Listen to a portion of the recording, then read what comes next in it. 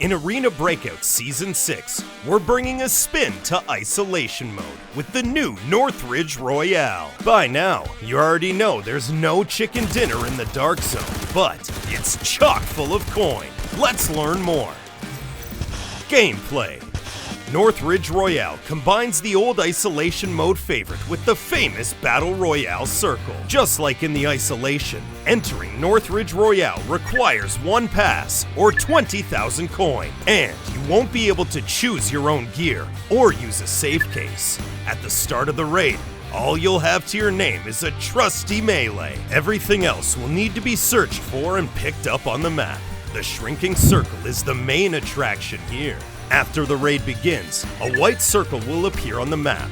This is the safe zone, and it will shrink as the raid goes on. When you're outside the safe zone, your safety gauge will decrease, and once it reaches 0, it's lights out. If you aren't saved by a teammate, you're out of the raid. As time goes on, the amount your safety gauge drops when you're outside the safe zone will increase. But as long as you get back to the safe zone before your gauge drops to 0, it will refill. The raid ends when there's only one squad left standing. One thing to remember, when there are only 3 squads left in the raid, the surviving squads will be given a choice to continue. Either continue the raid to fight for the crown, or wrap it up immediately and exit. Squads in the top 3 will all get rewards, so it's just a question if you want to fight on. Players who fight until the end will also be able to obtain individual rewards.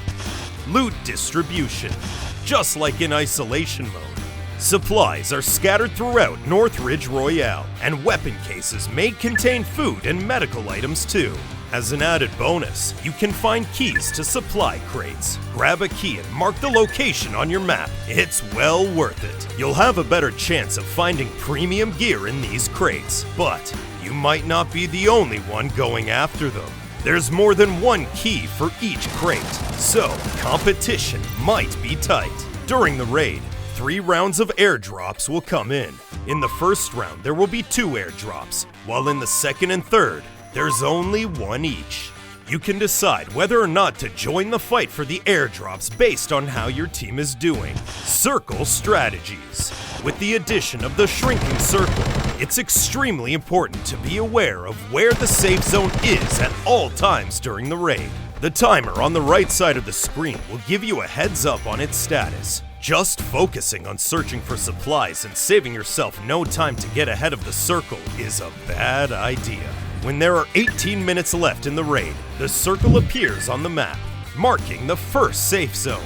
And once it appears, there's only 2 minutes and 35 seconds before the safe zone starts to shrink. It will take roughly 3 minutes to shrink, so you still have time to move. It's only the first stage after all. As the raid goes on, the safe zone will continue to shrink, as will the amount of time you'll have to move across the map. The constant pressure of the shrinking circle and the countdown can be a little overwhelming.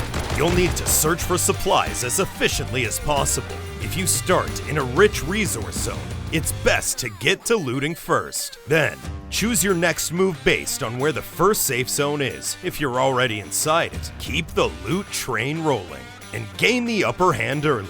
But if you're outside the safe zone, it'd be better to get inside it, or very close to it before it starts to shrink. The weapons and equipment from the airdrops will be the best ones in the raid. If your squad is doing well, you should try to claim one of the crates. Having better equipment will significantly improve your chances of winning. Alright, that's all for strategies in Northridge Royale. Good luck, and get that coin!